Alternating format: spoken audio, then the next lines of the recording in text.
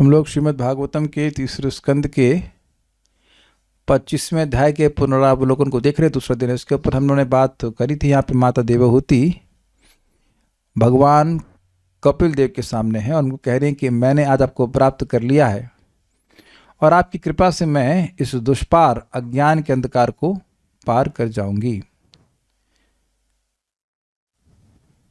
अब आगे कहती हैं कि ऐसा नहीं है कि आप केवल मेरे ही अंधकार को नष्ट करेंगे, अपितु आप पूरे जगत के अंधकार को नष्ट करने वाले हैं। य आद्यो भगवान पुंसाम ईश्वरो वै भवान किला लोकस्य तमसांधस्य चक्षु सूर्य इवोदितः। यह मतलब जो आदि है, आदि मतलब जगत के कारण है, भगवान है। पुंसाम, पुंसाम का अर्थ क्या है? मनुष्य होता है। यहाँ पे क्या लिया है? पुरुष है। वै ईश्वरो वै भवान के, भवान मतलब आप निश्चित ही आदि हैं, ईश्वर है। आदि मतलब जगत के कारण है, भगवान है, षडैश्वर्य पूर्ण है, पुरुष हैं। और फिर कह रहे हैं लोकस्य तमसा अंधस्य, अंधकार के, जो लोगों का अज्ञान का अंधकार है उसके लिए आप सूर्य के समान उदित हुए हैं। नाइन्थ श्लोक को देखिए। अब चक्षु का क्या लिंक है? चक्षु किस प्रकार से बोला गया है? हाँ, बेसिकली नेत्र और सूर्य के समान है। अंधकार है, देखिए है क्या बात, अज्ञान किस चीज का है, अंधकार किस चीज का है? नहीं जानना कि मैं कौन हूं, वही अविद्या का अंधकार है। उसको नष्ट करने वाले सूर्य के समान है। आप दृष्टि प्रदान करने वाले हैं, ज्ञान दे करके, भक्ति दे करके आप दृष्टि प्रदान करेंगे। तो अब हम लोग आगे बढ़ते हैं। इसलिए अथ मे देव सम्मोहम अपाकृष्टुम त्वमर्हसि युवग्रहो हम अहम मे ममेति एतस्मिन् योजितस्त्वया। अथ इसलिए मैं सम्मोहम, मेरे सम्मोह को, हे देव, हे क्रीड़ा प्रणायन, हे भगवान, त्वम अपाकृष्टुम अर्हसि, आपके लिए योग्य है कि आप मेरे इस सम्मोह को नष्ट कीजिए। क्यों भाई योग्य है? क्योंकि जब आप जगत के ही अज्ञान को नष्ट करने के लिए आए हैं तो मेरा तो आपसे विशेष संबंध है। मैं तो आपकी माँ हूं, तो मेरा तो सम्मोह नष्ट होना ही चाहिए। भाई सूर्य से कोई बहुत दूर हो तब भी उसका अंधकार नष्ट होता है। मैं तो आपके सामने हूं, इसलिए मेरा सम्यक मोह नष्ट हो। क्या सम्मोह है? तो कह रहे यह अवग्रह अहम ममेति, अहम है ना, अहम ममेति है ना, ऐसे अहम ममेति के में अवग्रह का मतलब होता है जिद। यही लिखा है ना, दुराग्रह, सॉरी भ्रांत धारणा। दिखाइए जरा क्या है।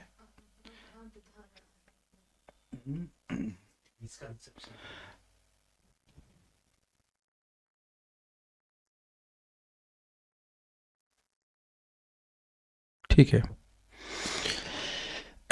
कह रहे हैं कि ये जो हमारा अवग्रह है, अर्थात हमारी भ्रांत धारणा है कि मैं ये देह हूं, और ममेति मतलब देह से संबंधित वस्तुएं मेरी हैं। एतस्मिन, इस देह गेह में, इस देह और देह संबंधित वस्तुओं में, योजितस्त्वया, आपके द्वारा ही नियोजित हूं, व्यवस्था कर गई। बेसिकली पॉइंट क्या है कि भगवान आपकी ही भौतिक शक्ति माया के द्वारा मुझ में ये भ्रांत धारणा प्रस्तुत करी गई है कि मैं ये देह हूं, जबकि मैं ये देह नहीं हूं। तो इसलिए अब क्योंकि ये आपकी शक्ति से हो रहा है, इसलिए आपको ही इसको नष्ट करना होगा। समझ में आ गई बात? ये बात कह रही है, आपके अलावा और कोई नहीं कर सकता।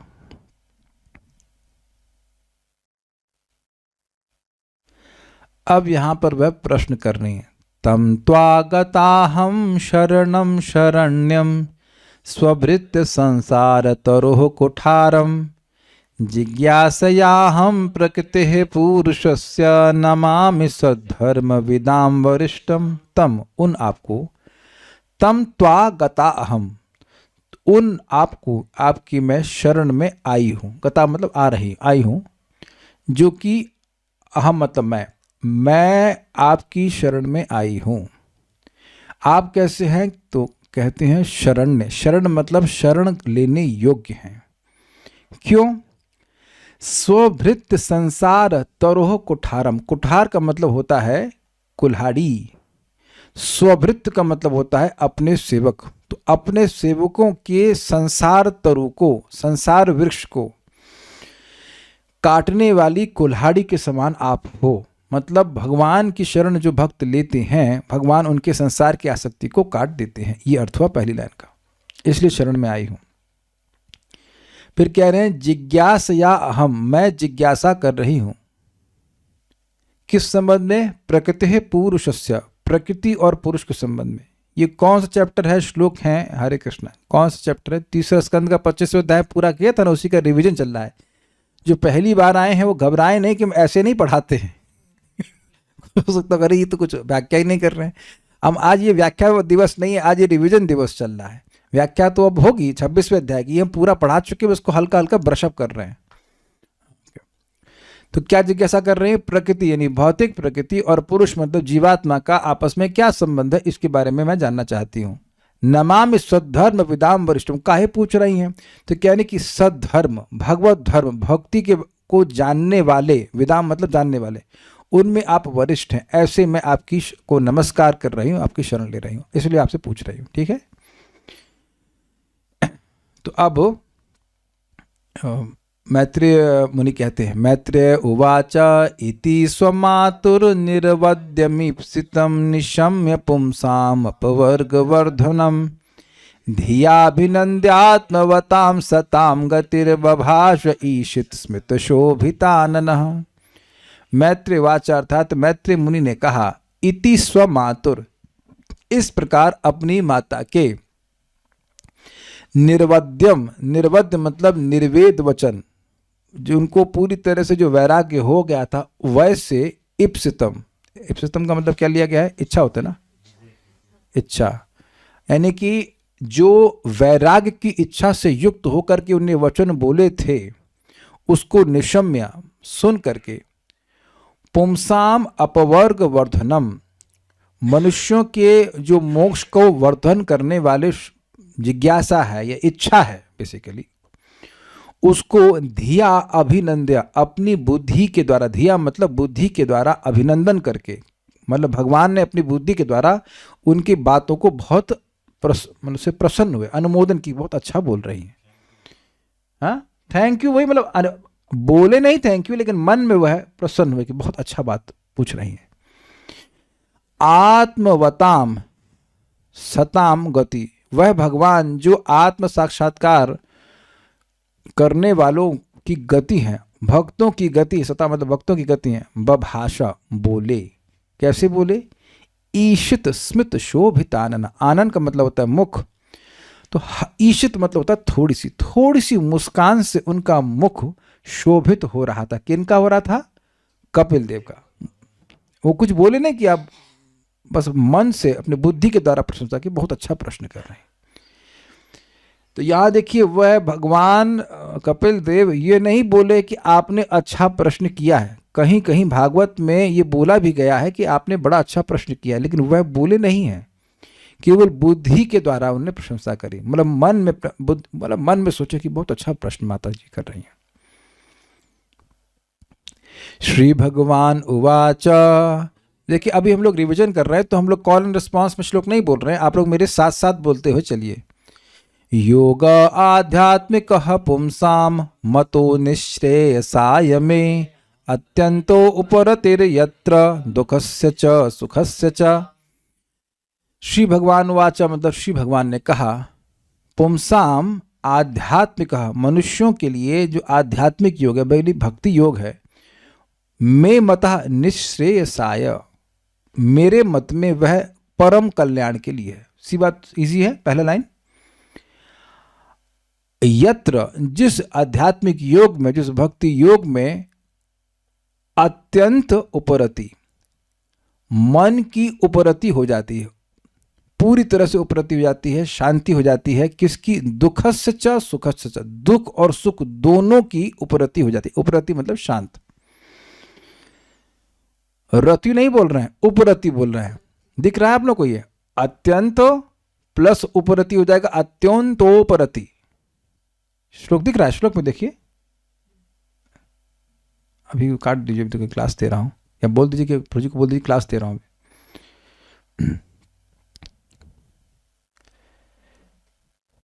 अत्यंत प्लस उपरति, उपरति का मतलब होता है शांत हो जाता है, और यत्र मतलब जहां, यानी कि जिस भक्ति योग में पूरी तरह से शांत हो जाते हैं, क्या दुख और सुख भी। तो आप कहेंगे दुख शांत हो जाए तो प्रभु जी बड़ी अच्छी बात है, लेकिन सुख शांत हो जाए तो देखिए, जैसे सिक्के के दो पहलू होते हैं कि नहीं, तो उसी प्रकार से अगर भौतिक सुख की चाह है तो अब उसके आनुषंगिक रूप में दुख तो मिलना ही है। समझ रहे हैं ना बात। चाहत होती है कि दुख ना मिले और खाटी सुख मिल जाए, खाटी समझते हैं, प्योर सुख मिल जाए, लेकिन ना, अलॉयड सुख ही है। एक्चुअली दुख की मात्रा ज्यादा होती है और सुख की मात्रा कम होती है। तो होता क्या है कि मन की अनुकूल वृत्ति को हम सुख बोलते हैं और प्रतिकूल वृत्ति को दुख बोलते हैं। मैं एग्जाम्पल आपको दूंगा, ये बातें बड़ी, जो लोग नए नए लोग सुन रहे होंगे या तो उनको बड़े अजीब सी बातें लग रही होंगे। जैसे बस आपको पकड़नी है, तो आप अगर जल्दी पहुंच गए और बस लेट हो गई तो कैसा फीलिंग होता है, बड़े गाली देते, बड़ा खराब है। और अगर आप लेट हैं और तब वह लेट हो गई, वाह वाह बड़ा अच्छा हुआ कि लेट हो गई। तो एक ही घटना का एनालिसिस अलग अलग हुआ कि नहीं। अच्छा, प्यास लगती है, हाय पानी दे दो, मरे जा रहे हैं पानी दे, मरे, ठीक है पानी दे दिया। लेकिन जब प्यास बुझ गई, अब उसके बाद भी कोई पानी पिलाता रहे तो क्या बोलेंगे, अरे मारोगे क्या, तो अभी तो आप बिना पानी के मर रहे थे और अब आप पानी पी के मर रहे हैं। सबने अनुभव किया है कि नहीं ऐसा। अभी एक भक्त हमारे संग बैठ के प्रसाद पा रहे थे, घर में गए थे, तो पा रहे और वहां के जो होस्ट थे वो लेके धन से रसगुल्ला डाल दिए, जबकि पेट पूरा भर गया था। तो अब एकदम, अरे अब वेदवाद की बात कर रहे हैं, हम पर्सनली नहीं बोल नहीं सकते, इनकी कोई गलती नहीं, अपनी गलती से ना बोल रहा हूँ, इनका भर गया पेट। और उसके बाद माता जी लोगों को, जो माता जी थी उनको तो ब्रह्मचारियों को खिलाने का अनुभव होगा, तो हम लोग तो एक आध दो का स्कोप रखते ही हैं। पेट भरने के बाद एक आध दो रसगुल्ले तो एडजस्ट हो जाते हैं ना, करना में तो लोग एक्सपैंड कर जाता है, साधु लोग है ना। अब ये बेचारी साधु जीवन तो पता ही नहीं है, अब ये परेशान, ये क्या है ये। अब आप ये बताइए, वे तो माइक लीजिए, कि मीठा देखकर कभी आपको लगता है कि ये क्यों दे दिया गया, बोलिए ईमानदारी की बात बताइए आप। नहीं। तो अब सामान्यतः इनका मन जो है अनुकूल वृत्ति को लेगा कि मीठा है, आओ आओ आओ, कोई दिक्कत नहीं, कुछ नहीं मिलेगा तो गुड़ खाएंगी, कोई दिक्कत नहीं, I have no problem, just saying it, see your mind. अब उस दिन पेट भर गया तो मीठे से प्रॉब्लम नहीं थी, मन इसलिए दुखी था कि पेट भर के खा नहीं पा रहे इसको फिर उसको और बाद में रख के अगले शाम को खाया हो, जो कुछ भी प्रसाद है फेंक तो सकते नहीं है, फेंकना भी नहीं चाहिए। लेकिन हम आपको बता रहे हैं कि ये इस प्रकार से मन एक ही चीज को, एक ही घटना को कभी दुख मानता है कभी सुख मानता है। तो जब मन भौतिक विषयों से पूरी तरह हट जाएगा तो न वो दुख का अनुभव करेगा, न वो सुख का अनुभव करेगा, भौतिक सुख और दुख, अपितु वह आध्यात्मिक सुख का अनुभव करेगा। देखिए, अब हेमावती माता जी को देखकर हमको हर दिन याद आ जाता है कि इन्होंने इतना मीठा खिलाया, इतना मीठा खिलाया, हम लग रहा है पूरे साल मीठा ना खाएं। मतलब आपकी देखिए गलती नहीं, माता जी लोग का अफेक्शन है और बहुत अच्छा खिलाया, बहुत जबरदस्त मीठा, इतनी मात्रा में खिलाया गया है कि देख, सुबह हम लोग सुबह संकल्प करते कि मीठा नहीं खाएंगे, दोपहर में फिर मीठा खाने का। लेकिन आप विचार कीजिए कि क्या आप और मैं ये संकल्प लिए हैं कि बहुत साल से जप कर लिए, अब और नहीं करना है। अब अंतर समझ में आया आप लोगों को। जप में भी सुख है, खाने पीने में भी सुख है, मान लिया जाए, ठीक है, लेकिन क्या आप कभी जप के बारे में सोचते हैं बहुत जप कर लिए, अब और नहीं करेंगे, अब एक साल के लिए जप की सबसे छुट्टी। तो आप देख रहे हैं कि आध्यात्मिक सुख इस प्रकार का नहीं होता है। I think very clear. तो यही बात बोल रहे हैं कि भक्ति योग में व्यक्ति के दुख और सुख दोनों का उपशमन हो जाता है, न उसको दुख से मतलब होता है और न ही भौतिक सुख से मतलब होता है। अगर भौतिक सुख होगा तो फिर दुख होगा ही, ये बात है। अब कहते हैं मैं यही तुमको बताने वाला हूं। तम इमं ते प्रवक्ष्यामि यमो वोचम पुरा नघे ऋषिणाम श्रोतु कामानाम योग सर्वांग नैपुणम। तम इमम, तम मतलब उसको, इमम मतलब इसको, यानी कि यह जो मैं तुमको कहने वाला हूं उसको, उस बात को जो मैं अब तुमको मैं कहने वाला हूं, ते प्रवक्ष्यामि। कुछ लैंग्वेज समझ पा रहे हैं? जिस योग में सारे सुख और दुख का उपशमन हो जाता है, तम उसको मैं तुमको कहूंगा। सिंपल शब्द में ये कहा जाए, यम यमोवाचम पुरा अनघे, हे अनघ अर्थात हे निष्पाप माता, जिसको मैंने पहले कहा था। भगवान नई बात नहीं कहते हैं। अद्भुत बात है कि जगत में जो तथाकथित प्रचारक हैं, जो भगवान के भक्त नहीं हैं, वो नई बात कहना चाहते हैं, लेकिन भगवान नई बात नहीं कहना चाहते क्योंकि नई बात है ही नहीं, एटलीस्ट योग के संबंध में नहीं है। ठीक है? कब कहा था? तो कह रहे ऋषि नाम, ऋषियों को कहा था। क्यों कहा था? क्योंकि श्रोतु कामा नाम, क्योंकि वह सुनना चाहते थे इसलिए कहा था। क्या कहा था? योगम सर्वांग नैपुणम, योग को कहा था और सभी अंगों की निपुणता के साथ कहा था। कैसे कैसे किसी योग को ठीक से संपादित करना है वो सब पता होना चाहिए, उसको कहा था। उसी को मैं तुमसे कहने वाला हूं। अब वो यहां पर समझाते हैं कि किस प्रकार से जीव का बंधन इस जगत में होता है। मेरे संग बोलते जाइए, चेतः खल्वस्य बंधाया मुक्तये चात्मनो मतम गुणेषु सक्तम बंधाया रतम वा पुंसी मुक्तये। चेतः, चेतः मतलब चित्त अर्थात कॉन्शियसनेस या मन कह लीजिए। खलु अस्य बंधाया, निश्चित रूप से जो मन है वही इसका यानी जीव के बंधन के लिए है।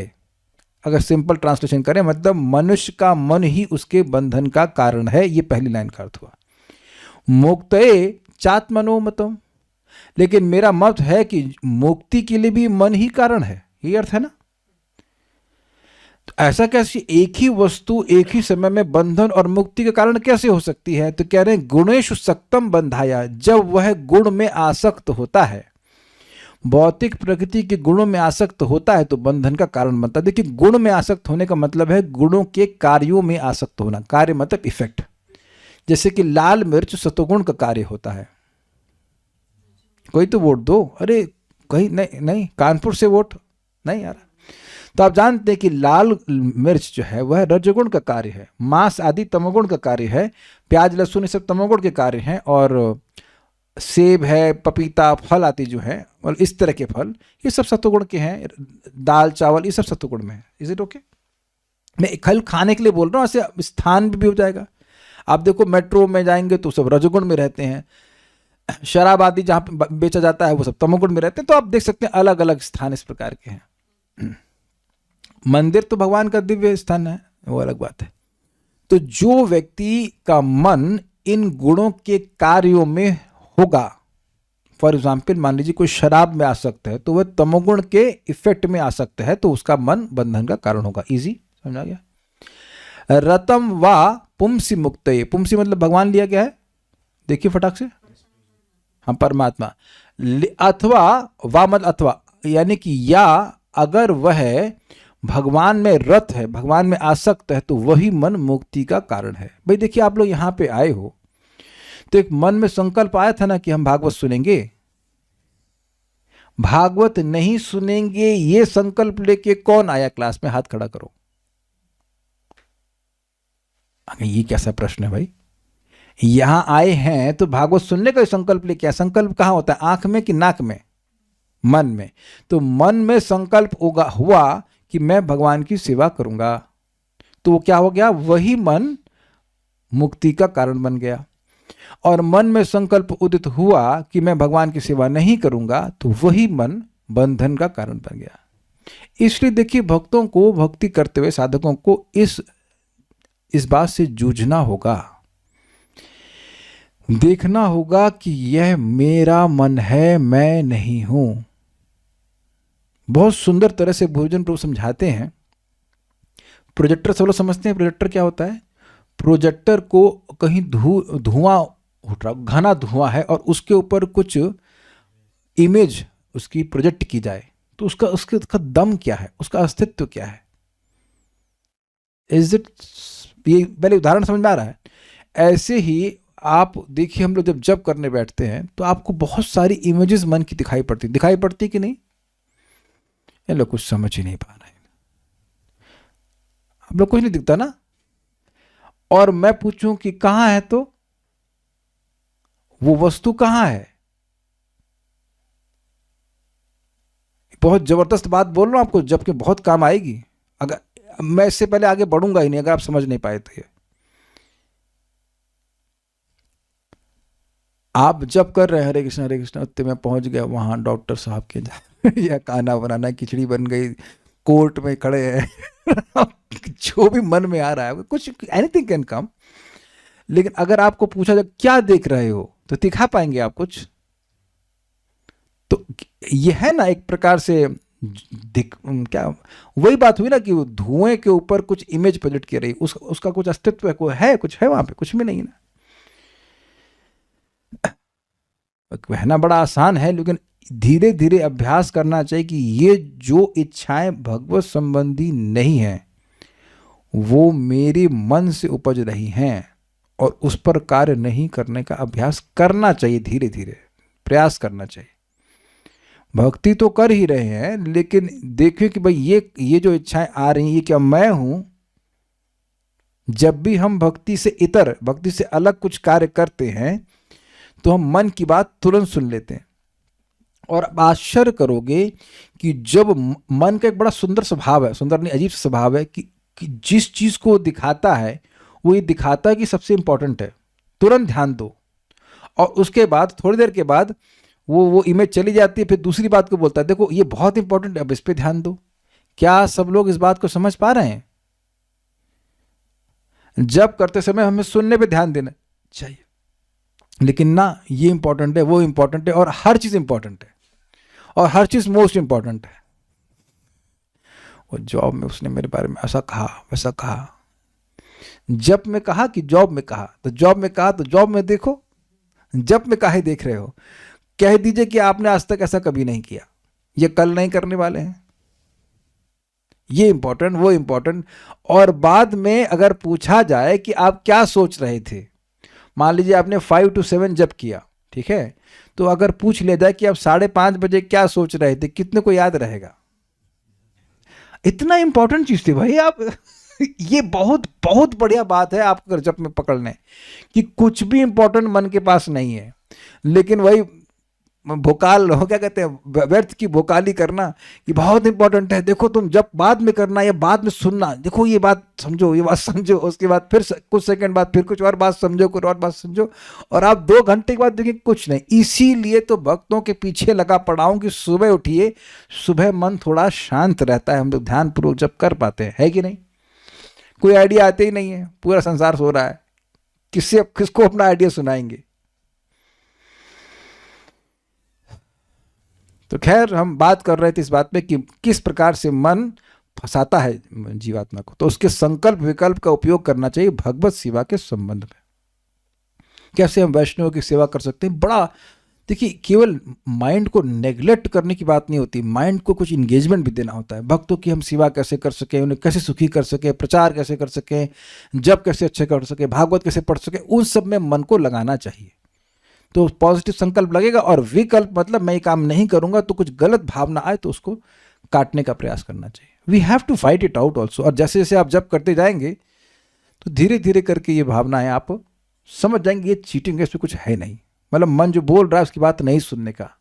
ठीक है, तो यहाँ सब बात बोली गई और व्याख्या मैं नहीं कर रहा, आगे बढ़ता हूँ। फिर कहते हैं, अहम ममाभिमानोत्थय कामलोभादिभिर्मलई वीतम यदा मनः शुद्धम अदुखम असुखम समम। तो इस पवित्र अवस्था का वर्णन करते हुए कहते हैं कि अहम और मम के अभिमान से उत्थय, जो उत्पन्न काम और लोभ आदि भीर मलई, मैं देह हूं, है कि नहीं? नहीं हूं, लेकिन मानता हूं कि मैं ये देह हूं। और देह से संबंधित वस्तुएं मम अर्थात मेरी हैं। ये मेरा स्वेटर, ये मेरी टोपी, ये मेरा परिवार इत्यादि इत्यादि। उससे उत्थई, उनसे उत्पन्न काम और लोभ आदि मल के द्वारा यदा मनः वीतम मतलब नष्ट, चले गए ना, हाँ, रहित होकर। तो यानी इन काम लोभ आदि यानी काम लोभ मोह मद मत्सर आदि के मल के से रहित होकर जब मन शुद्ध हो जाता है, यह है अर्थ 3 लाइन का। समझ पा रहे हैं आप बात? तब वह अदुखम असुखम समम, न वह दुख का अनुभव करता है न वह सुख का अनुभव करता है, और वह सम हो जाता है। ये इस लाइन शब्द का अर्थ है, श्लोक का अर्थ है। अब देखिए एक बात बहुत महत्वपूर्ण श्लोक से आ रही है, और वो ये कि मूल प्रॉब्लम है मिथ्या अहंकार की, मूल प्रॉब्लम काम लोभ आदि की नहीं है। ये बात बहुत गंभीर है। कभी किसी भक्त को काम परेशान करता है, किसी को क्रोध परेशान करता है, किसी को लोभ परेशान करता है, ये तो दिखाई पड़ते हैं ग्रॉसली कि हमको परेशान करना है।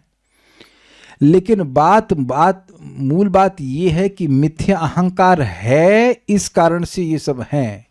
बांस है तभी बांसुरी बजेगी, है ना पवित्रो? गलत तो नहीं कह रहे हैं। न रहेगा बांस और न बजेगी बांसुरी। बहुत गंभीर बात है। कोई भी अनर्थ है, चाहे काम हो, चाहे क्रोध हो, चाहे लोभ मोह मद मात्सर्य, उसका आधार क्या, उसका सोर्स पकड़िए। सोर्स क्या है? मिथ्या अभिमान। सबको समझ में आ रहा है? और मिथ्या अभिमान को नष्ट करने का बड़ा सरल तरीका है भक्ति। क्योंकि भक्ति में हम स्वीकार करते हैं, अभिमान को नष्ट नहीं करते हैं, अभिमान को रिप्लेस करते हैं कि हम कृष्ण के सेवक हैं, और फिर सेवा करना शुरू। भक्ति शुरुआत में बात समझ में नहीं आती क्या बोल रहे हैं, लेकिन आप जब बार बार सुनते हैं और साधन भी करते रहते हैं तो आपको समझ में आता है हम भगवान के एक नम्र सेवक हैं, सिंपल से इनसिग्निफिकेंट सेवक है, हमें भगवान की सेवा करनी है। और अगर आप सब लोग थोड़ा समझ रहे हैं तो आप देखिए कि ट्रेनिंग यही हो रही है कि सुबह से शाम तक किसी ना किसी रूप में आप भगवान की सेवा में लगे रहिए। बिल्कुल नोट कर लीजिए कि भगवान की सेवा में लगे हुए हैं तो मिथ्या अभिमान के अनुसार कार्य नहीं कर रहे हैं। अगर मिथ्या अभिमान के अनुसार कार्य कर रहे हैं तो भगवान की सेवा नहीं कर सकते। कुछ समझ रहे हैं? मिथ्याभिमान में व्यक्ति क्या करेगा? मैं देह हूं तो अब देह हूं, तो क्या करोगे? भोग करोगे। भगवान का नाम जप और भगवान की कथा श्रवण ये सब नहीं हो सकता है। अगर मिथ्याभिमान से प्रोपेल्ड होकर, उससे प्रेरित होकर हम कोई कार्य कर रहे हैं तो वो भक्ति नहीं हो सकता है। जप, अगर कोई व्यक्ति मिथ्याभिमान से अभिभूत है तो जप क्यों करेगा? हरे कृष्ण मंत्र क्यों जपेगा? मुझे पता है कि लोग कन्विंस नहीं होंगे, तो चलिए ऐसा समझ लीजिए कि हरे कृष्ण मंत्र करेंगे तो धीरे धीरे मिथ्याभिमान समाप्त होने लगेगा। अगर वो भी नहीं समझ में आ रहा है तो इतनी बात समझ में आ रही है, क्योंकि देखिए बात समझिए, हम लोग देह नहीं हैं, लेकिन देह के कार्य करते करते करते अब ये इतना अहंकार पुष्ट हो गया है कि बहुत सहज लगता है अपने को देह मानना। जो हम हैं ही नहीं उसको हम मानते हैं देह, क्योंकि वो उसका अभ्यास है कई कई जन्मों का। Is it okay? तो अब अपने को करना क्या है? अपने को आत्मा वाले कार्य करने हैं। तो उससे अपने आप ये जो अभिमान बना हुआ है, ये देह का, ये मैं देह हूं और देह संबंधित वस्तुएं मेरी, वो नष्ट हो जाएंगी। देखो प्रैक्टिकल आप समझो, हमारे ये वेदवादिनी फूल लेने जाती हैं, तो किसके लिए फूल लेने जाती हैं? हम भगवान के लिए। जब से यहाँ पे वृंदावन हमारे साथ रह रही हैं, एक भी दिन अपने लिए फूल लेने के लिए नहीं गई। कभी गई आप इत्र लेने के लिए? कभी नहीं। वो संकल्प ही नहीं होता है कि नहीं? वो क्या बुके बोलते हैं, बुके, हाँ बुके, कुछ आप देखिए संकल्प भी उदित नहीं होगा। आप लोग कभी गए द्रवित्र लास्ट टाइम कब ले गए अपने फूल लेने के लिए? कब गए थे आप? अब मैं कहूं कि आप भगवान के लिए फूल लेके आओ तो आप बिल्कुल सहर्ष जाओगे। Is it not? हाँ, भगवान के लिए फूल लेके आएंगे। Is it not? सब्जी भी लेने जाते हैं तो आप जानते हैं कि भगवान के भोग बनेगा उससे, चावल दाल आटा जो कुछ भी है। तो आप देखिए कि क्रियाएं वही हैं, लेकिन भगवान के संबंध में की जा रही तो मिथ्या अभिमान तुरंत नष्ट हो गया। हम तो उसको प्रकट अनुभव करते हैं कि ये जो घर है किराए का तो है ही, तो क्लियर दिख रहा है, लेकिन ये घर भगवान की प्रॉपर्टी बिल्कुल स्पष्ट दिखाई पड़ता है, और इतना तो दिखता है कि ये मेरा नहीं है, और भगवान की सेवा के निमित्त एकदम क्लियर दिखाई पड़ता है। इसलिए हम लोग बार बार ना ऑडिटिंग नहीं, क्या कहते हैं उसको, इंस्पेक्शन करते थे, कौन सी चीज़ भगवत सेवा के लिए निमित्त नहीं, निकालो बाहर ये भी निकालती है, हाँ देखो दो कुछ गलती से आगे निकालो बाहर, उसको निकालो, सफाई करो सफाई करो, जो भगवान की सेवा के निमित्त रखो, नहीं तो निकालो बाहर उसको, सजाने के लिए कुछ नहीं है आप। Really it really helps so much. आप कुछ कह रहे थे, बोलिए। हरे कृष्ण प्रभु जी, 10वां श्लोक में जो वो सुख वाली बात आ रही थी, 15वें श्लोक में इसका उत्तर भी आया। हाँ, तो थोड़ा जो मुझे समझ में आ रहा थोड़ा शेयर करना चाहता हूँ कि मान लिया हम लोग ये आप बता रहे हैं कि भजन करने से या जप करने से सुख मिलता है, कथा सुनने, वास्तव में दिखाई भी दे रहा है। ठीक है। इसके बाद भी मन नहीं मानता है पुत्र में, पुत्रादि में, कि घर हो जाए, बिल्डिंग हो जाए, या जीव को कुछ स्वाद मिले, उसमें सुख ढूंढता है, सुख का प्रयास भी करता है, निश्चित रूप से दुखी मिलता है, फिर भी प्रयास जारी रहता है उसका, और ये देखने में आता है कि दुखी मिलता है। देखिए, जहाँ तक जीव के स्वाद की बात है तो वह तो हमारे मोक्ष के अनुकूल है। आपने सुना ही ना कि भगवान का प्रसाद पाने से मोक्ष मिल जाता है, तव मायाम जये मही। उद्धव जी बोले कि भगवान आपका प्रसाद ग्रहण करके ही आपके भक्त माया से पार हो जाएंगे, तो वो तो कठिनाई है नहीं।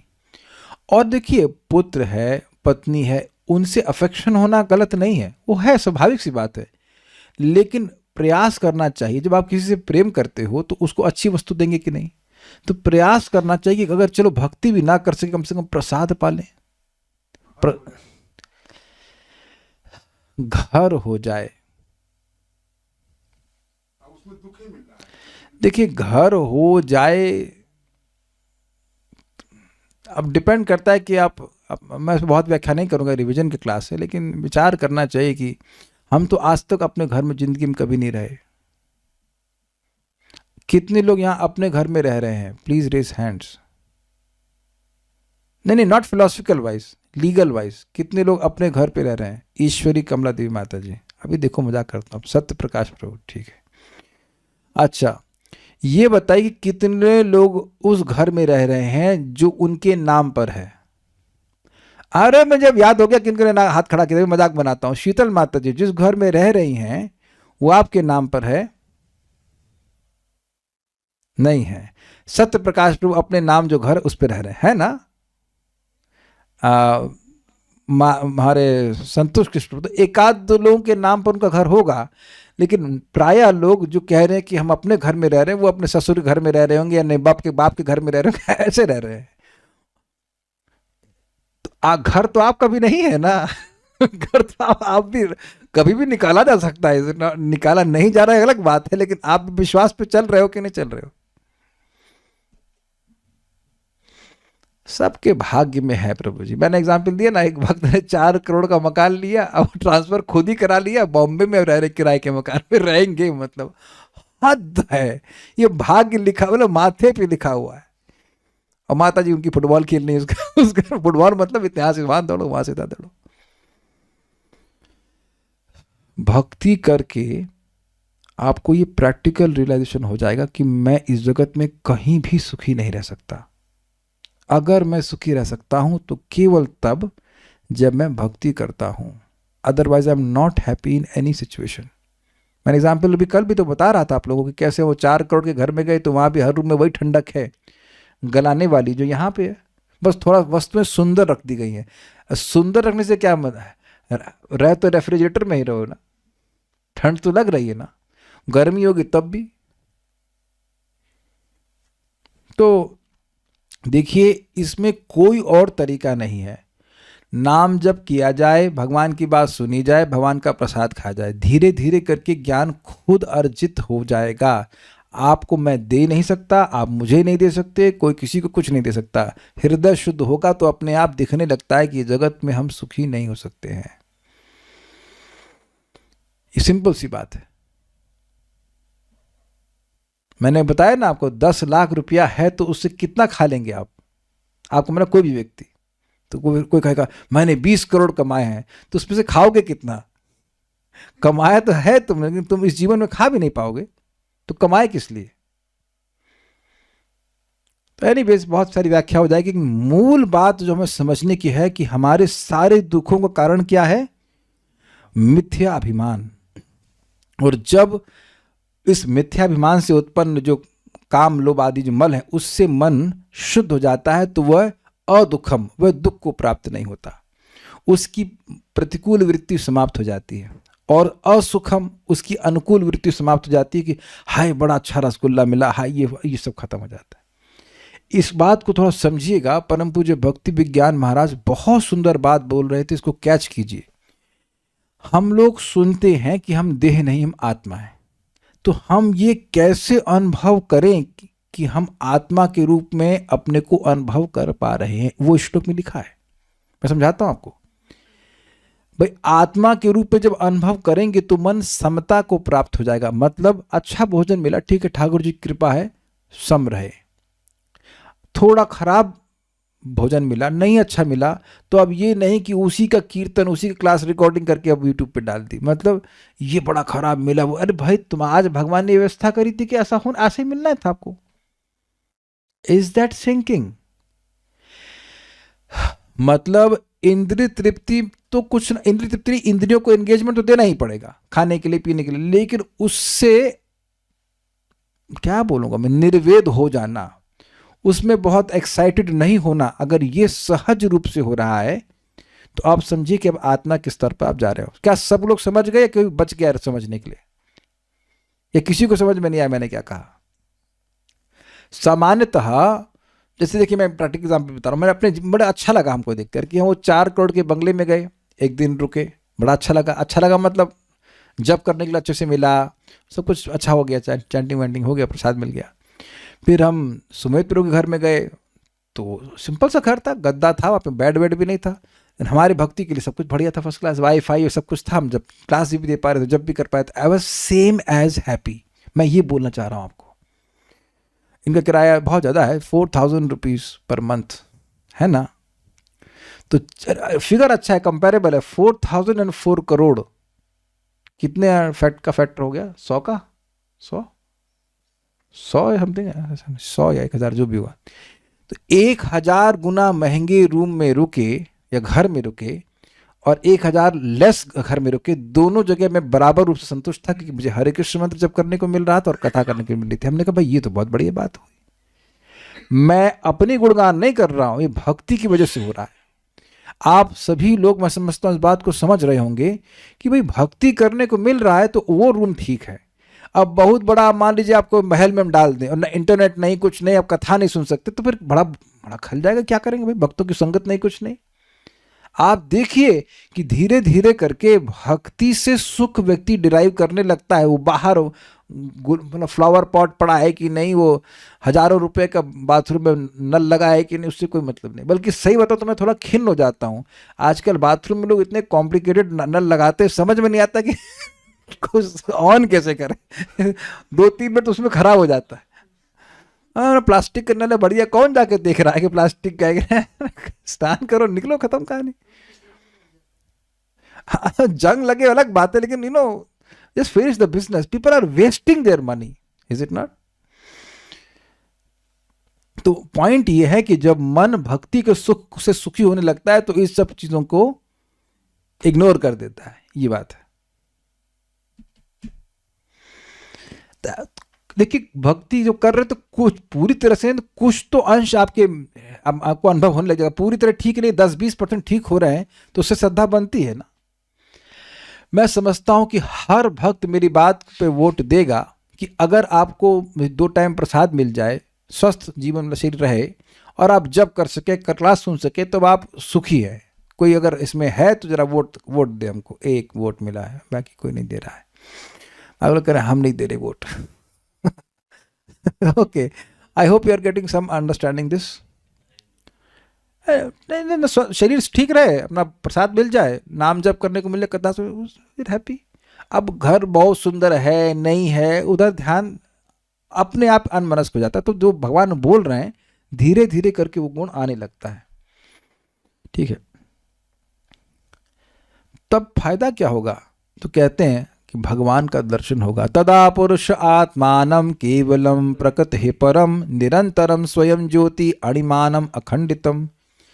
उस समय जब मन पूरी तरह सम हो जाएगा, डिस्टर्ब नहीं होगा, जैसे जल तालाब का होता है वो एकदम स्थिर होता है, तो उसके थ्रू आप देख सकते हो, उसी तरह से जब मन समता को प्राप्त हो जाता है तब उस समय पुरुष, कि पुरुष का अर्थ यहाँ पे क्या लिया, भगवान लिया है, जीवात्मा, आत्मा नाम यानी स्वयं को, ये अर्थ लिया है, ठीक है, क्योंकि अलग अलग अर्थ ले सकते हैं, ठीक है। उस समय पुरुष यानी जीवात्मा आत्मा नाम यानी स्वयं को देखता है, केवलम प्रकृति परम, प्रकृति के परे देखता है, केवलम मतलब हाँ प्योर, शुद्ध रूप में देखता है, अर्थात इन सभी चीजों से रहित, जो दूषण है उनसे रहित देखता है। निरंतरम, इसका क्या अर्थ लिया, हाँ नॉन डिफरेंट, लेकिन नॉन डिफरेंट का मतलब क्या था, भगवान से अभिन्न देखता है, ऐसे कुछ है। स्वयं ज्योति मतलब जो स्वयं प्रकाश रूप में देखता है, उसको अपने को देखने के लिए किसी और चीज की जरूरत नहीं है। अणिमानम मतलब बहुत सूक्ष्म रूप में देखता है, और अखंडितम मतलब और उसका खंडन नहीं किया सके ऐसा वो देखता है। हाँ, निरंतर का मतलब है स्थूल और सूक्ष्म दोनों देह दोनों के व्यवधान से शून्य देखता है। मतलब स्थूल देह का व्यवधान क्या है, मैं देह हूं, मैं ग्रॉस देह हूं, तो ये पर्दा पड़ गया तो अपने को नहीं देख पाया। और सूक्ष्म देह का व्यवधान ये है, अंतर ये है कि मैं मन हूं, तो मन से अपनी पहचान कर रहा है, वो अपने को नहीं देख पाया। तो यानी कि सूक्ष्म और स्थूल दोनों देह से रहित होकर, इनसे परे अपने को आत्मा के स्वरूप में देखता है। बहुत हो गया, अब आगे कल पढ़ाएंगे, ठीक है कि नहीं। ये सब फिलोसफिकल चीज़ थी। कुछ प्रश्न है किसी बात का तो हम ले लेते हैं, आराम आराम से पढ़ेंगे, बड़ा फिलोसफिकल चैप्टर था। ओके, और कुछ यहाँ बोलना चाहते हैं, जो सुख यहाँ एक रूम है वो हमारे डुप्लेक्स मकान में नहीं था। हाँ वो तो है ही, रूम में कोई आ जाता है, दिन भर रहता है तो गुस्सा आता है, हाँ क्योंकि भजन नहीं करने देता। और कुछ, मन कहता है ऑस्ट्रेलिया या कम पॉपुलेशन वाली प्लेस में चले जाएंगे तो सुखी हो जाएंगे।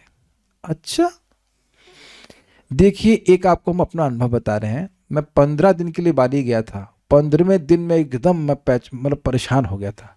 यद्यपि भक्त बहुत अच्छे हैं, सब कुछ है, लेकिन दाल चावल चौका और सरसों के तेल का मिलता नहीं है।